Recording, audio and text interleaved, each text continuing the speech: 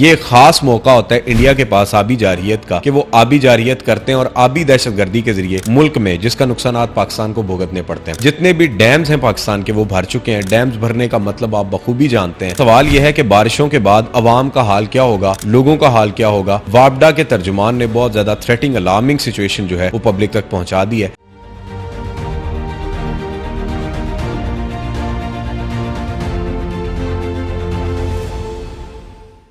اس وقت پورے ملک میں جو کنڈیشن بنی ہوئی ہے بارشوں کی, آپ دیکھ رہے ہیں کہ بارشوں کا جو تسلسل ہے وہ نہ ختم ہونے والا ہے اور بارشیں اس قدر تیزی سے ہو رہی ہیں اور موسمیاتی تبدیلی کی وجہ سے اب تو یہ محکمہ موسمیات نے بھی پیشگوئی کی ہوئی ہے کہ یہ بارشوں کا سلسلہ آگے بھی چلتا رہے گا. مگر سوال یہ ہے کہ بارشوں کے بعد عوام کا حال کیا ہوگا, لوگوں کا حال کیا ہوگا. اس پر وابڈا کے ترجمان نے بہت زیادہ تھریٹنگ الارمنگ سچویشن جو ہے وہ پبلک تک پہنچا دی ہے, کیونکہ اس سے جتنے بھی ڈیمز ہیں پاکستان کے وہ بھر چکے ہیں. ڈیمز بھرنے کا مطلب آپ بخوبی جانتے ہیں کہ ملک میں سیلاب کا خدشہ ہے. سیلاب کا خطرہ ایک دفعہ پھر سے منڈلا رہا ہے اور باقاعدہ طور پر جب یہ بارشیں ہوتی ہیں, چونکہ یہ خطہ انڈیا اور پاکستان یہاں پر موسمیاتی تبدیلیاں چونکہ یکساں آتی ہیں, وہاں پر بھی جس طرح سے بارشیں ہو رہی ہوتی ہیں یہاں پر بھی بارشیں ہوتی ہیں. یہ خاص موقع ہوتا ہے انڈیا کے پاس آبی جارحیت کا کہ وہ آبی جارحیت کرتے ہیں اور آبی دہشت گردی کے ذریعے ملک میں جس کا نقصانات پاکستان کو بھگتنے پڑتے ہیں. اس وقت پاکستان میں بارشوں کا سلسلہ جاری ہے, انڈیا میں بھی بارشوں کا سلسلہ جاری ہے. مونسون کی انہی تیز بارشوں کی وجہ سے ملک میں سیلاب کا خدشہ سر پر منڈلانے لگا ہے. سب سے پہلے اگر ہم تربیلا ڈیم کی بات کریں تو تربیلا ڈیم میں اس وقت جو پانی کی سطح ہے وہ 1550 فٹ ہے, یہ ترجمان وابڈا کا کہنا ہے. اور آگے چل کے جب بارشوں کا سلسلہ مزید تیز ہو جائے گا تو یہ مزید بھرے گا, جس سے مراد آپ یہ لے سکتے ہیں کہ جب ڈیم بھرے گا تو یقینی طور پر پانی کو سٹور کرنے کے لیے ہمارے پاس جگہ نہیں ہے, ڈیمز نہیں ہے, اور وہ الٹیمیٹلی اس ملک میں سیلاب کا باعث بنے گا. اب تربیلا کے مقام پر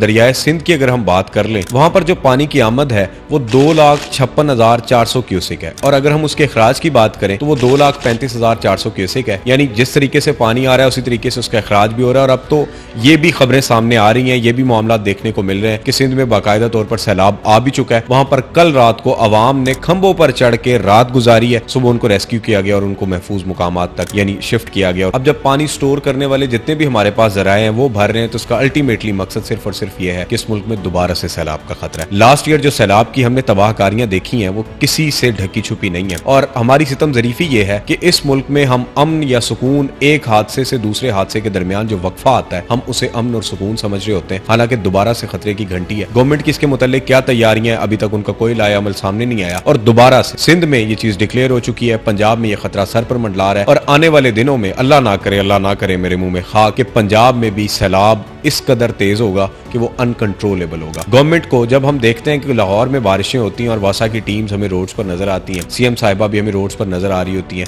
کہ ہم باقاعدہ طور پر ان کے اخراج کا, پانی کو سٹور کرنے کا جو معاملہ ہے وہ بڑے قریب سے دیکھ رہے ہیں. جب اتنے بڑے پیمانے پر ملک میں سیلاب آئے گا, کئی فصلیں ڈوبیں گی, کئی فصلیں تباہ ہوں گی. اچھا, پھر یہاں پر سب سے امپورٹنٹ جو چیز ہے, فصلیں تباہ ہونے سے نقصان اس کاشتکار سے زیادہ ہماری اکانومی کو ہو رہا ہوتا ہے. جب دھان کی فصل خراب ہوتی ہے, کھڑی فصلیں تباہ ہو جاتی ہیں, ملک میں اناج کی قیمتوں میں اضافہ ہو جاتا ہے, تو وہ بوجھ بھی عام عوام پر پڑتا ہے, یعنی آپ پر پڑتا ہے. اب وہ بوجھ کس طریقے سے آپ نے برداشت کرنا ہے, اس کو کیسے ہینڈل کرنا ہے, یہ لائے عمل گورنمنٹ تیار کرتی ہے کہ ہم نے سیلاب کی تباہ کاریوں سے کیسے نمٹنا ہے. ابھی تک گورنمنٹ کی طرف سے اس پر نہ کوئی تیاری کی گئی ہے, نہ گورنمنٹ کی طرف سے کوئی بریفنگ دی گئی ہے کہ آنے والے دنوں میں ہم سیلاب کی تباہ کاریوں سے کس طرح سے نمٹیں گے اور کس طرح سے نکلیں گے. پچھلے سال کا سیلاب آپ سب کو یاد ہوگا کہ کس طریقے سے جنوبی پنجاب میں تباہ کاریاں ہوئی, لوگوں نے سردیوں کی ٹھٹھرتی راتیں باہر روڈز پر اور کھلے میدانوں میں گزاری. آئندہ آنے والے وقت میں کیا ہوگا, مگر اب تک کی سچویشن کے مطابق سیلاب کا خطرہ ہمارے سر پر منڈلا رہا ہے. گورنمنٹ کو باقاعدہ طور پر اس پر لائے عمل تیار کرنا چاہیے, اور جتنے بھی لوگ ہیں جن کو یہ پتہ ہے سیلاب ہر سال تباہ کاریاں مچاتا ہے, ان کو سیلف اویئرنیس کے تحت, اپنی ذاتی اصلاح کے تحت اپنے آپ کو محفوظ مقامات تک اور اس کے لائے عمل تیار کرنا ہوگا تاکہ سیلاب کی تباہ کاریوں سے ہم بچ سکیں.